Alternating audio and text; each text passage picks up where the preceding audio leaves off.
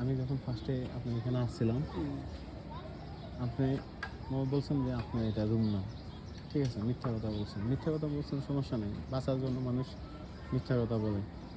তো তারপর জিজ্ঞেস করলাম যে এই রুমটা আপনার, তখন আমি রুমে যখন ঢুকতে চাইছি আপনি বললেন কি রুমে ঢোকা যাবে না, ঠিক আছে। তো ঠিক আছে, আমি এইভাবে চলে যেতাম, আমি কিন্তু রুম চেক দিয়ে যাইতাম আজকে, আপনি যদি না কথা বাইর করতেন।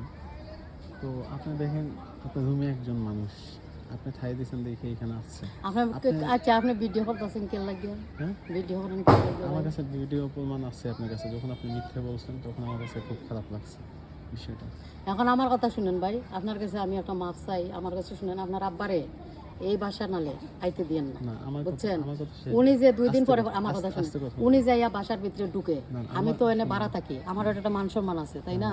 আমি আপনাকে কি বলছি, আপনি কথাটা বলছেন, এখানে অন্যায়টা হচ্ছে কি, উনি যদি দোষ করে থাকে আপনি মোবাইল সরান। না, আমি এই কথাটা বলি, আপনার সব কিছুই আছে আমার কাছে। উনি যদি দোষ করে থাকে, তাহলে আপনি যদি সত্যি কথাটা ফার্স্টে আমার বলতেন যে এই বাসায় ঢুকছে, তাই না ঝামেলা হইতো না। আপনি আমার বলছেন যে এই বাসায় ঢোকা যাবে না, আমার কাছে ভিডিও আছে, না, রুমের ভিতরে যাওয়া যাবে না ভাই, রুমের ভিতরে যাইবেন কি আপনি? রুমের ভিতরে মানুষের কত জিনিসপত্র আছে, বুঝছেন না? আপনাকে আমি চিনি, আমি চিনছি। আপনি বলছেন যে রুমে ঢোকা যাবে না, রুমে তাহলে একজন লোক ঢুকছে, আপনি তাদের ঢুকতে দিচ্ছেন। ভাই আপনি ভিডিও করেন।